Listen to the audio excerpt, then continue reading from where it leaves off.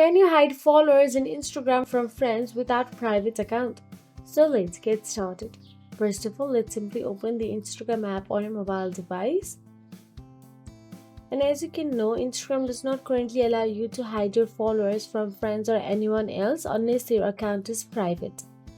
You cannot hide your followers list or following list from specific people while keeping your account public.